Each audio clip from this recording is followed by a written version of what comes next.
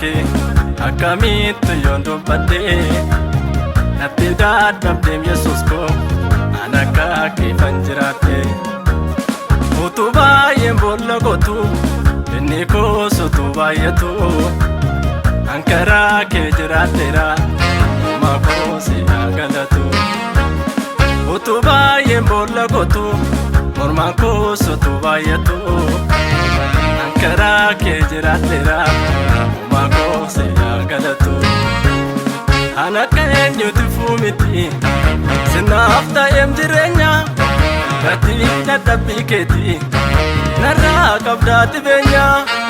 Yesuus koo guyyaa rakkina naftaatiin komoo hawwaatu gatiin go'achaa kee baay'eedha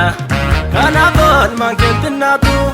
uumaa kootti guyyaa giriiraadha naftaatiin lafa hawwaatu gatiin dadhabbii kee baay'eedha kanaaf oolmaan keetti naatu